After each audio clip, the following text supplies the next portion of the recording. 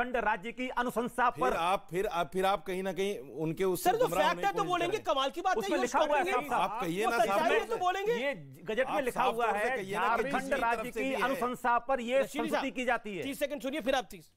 झारखंड राज्य की अनुशंसा पर ये संस्तुति की जाती है, ये नोटिफिकेशन जारी होता है। और कोई भी नोटिफिकेशन जारी होने से पहले वो कम से कम 2 नेशनल अखबारों में छपता है। लेकिन इसी बीच हमारे पास इस पूरे मामले पर बहुत बड़ी ब्रेकिंग स्टोरी आ रही है, बहुत बड़ी ब्रेकिंग स्टोरी आ रही है। मैं आपको बता रहा हूं व्यूअर्स, बहुत बड़ी ब्रेकिंग स्टोरी आ रही है। सोर्सेस के हवाले से हमारे पास जो जानकारी मिल रही है, समेत शिखर जी पर इस समय का बहुत बड़ा अपडेट है। सूत्रों के हवाले से पुख्ता खबर में व्यूअर्स आपको बता रहा हूं, समूचा जैन समाज इस खबर को सुने। केंद्र सरकार बहुत बड़ा फैसला जल्द लेगी इस पूरे मामले पर। अलग अलग मंत्रालयों से बातचीत जारी कर दी गई है। समेत शिखर जी पर बहुत बड़ा अपडेट है, एक बड़ा फैसला सरकार लेने के मूड में है। यानी इस पूरे मामले में राज्य सरकार को ओवररूल करेगी नरेंद्र मोदी की सरकार, और फैसले को जो जैन समाज चाहता है वो फैसला होगा, ऐसी खबर मिल रही है। अलग अलग मंत्रालयों से बातचीत जारी है, सोल्यूशन ढूंढा जा रहा है, किस तरह से ओवररूल किया जा सकता है इस पूरे मामले को। यह समय का बड़ा अपडेट है। जैन समुदाय शांति प्रिय समाज है और शांतिपूर्ण ढंग से लगातार इसका विरोध कर रहा है। अनामिका जैन अंबर, मैं सीधा आपका रुख करता हूं। इनकम टैक्स में 24% की भागीदारी, 94% साक्षरता, क्वालिटी ज्यादा क्वांटिटी कम, ना रोड बंद, ना कोई तूफान, ना कोई विरोध प्रदर्शन में, ना कोई आगजनी। लेकिन तमाम सेक्युलरिज्म के सूरमा इस अल्पसंख्यक समाज की आवाज नहीं उठाते हैं, सब शांत बैठते हैं।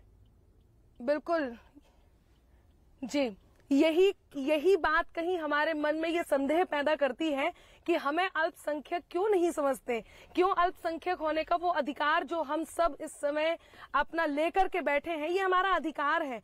मैं बहुत लेट जुड़ी हूँ, सबसे पहले मैं क्षमा चाहूंगी, लेकिन एक बात यहाँ पर जरूर कहना चाहूंगी जो बीच बीच में मैंने सुना है।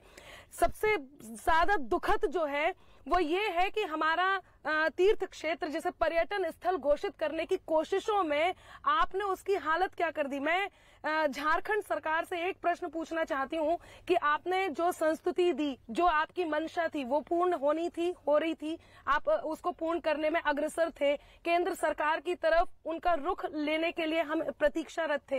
लेकिन इस बीच में उस पर्वत पर मांसाहार करना, उस पर जीव जंतु काटे जाना, उस पर हनीमून जैसी वारदात होना, जैसे कि लोग वहां पर घूमने जा रहे हो, जो पवित्रता है, जो शुद्धता है, शुद्धता का दूसरा नाम जैन समाज, जैन धर्म है। हम जब प्रवेश द्वार से प्रवेश करते हैं तो हम मुंह में पानी भी लेकर के नहीं चढ़ते, हम नग्न पैर से पूरी वंदना करते हैं। ऐसे में क्या ये संदिग्धता इनकी नहीं दर्शाती है कि इसके पीछे भी कोई ना कोई मंशा है?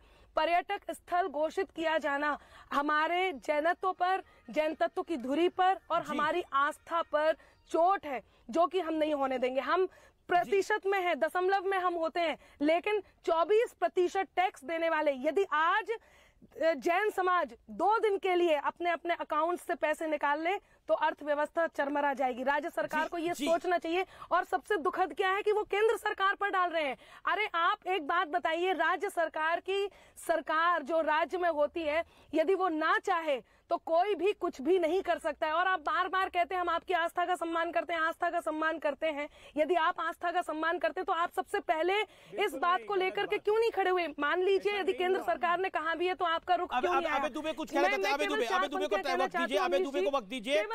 और मैं शुक्रगुजार हूं कई लोगों का, मनोज जोशी का, देवकीनंदन ठाकुर का, मनोज जोशी जाने माने एक्टर हैं, उनका शुक्रगुजार हूं। उन्होंने कहा कि अमीश देवगन आपने इस मुद्दे को उठाया। देवकीनंदन जी आपका बहुत बहुत शुक्रिया, स्वामी दीपांकर आपका बहुत बहुत शुक्रिया।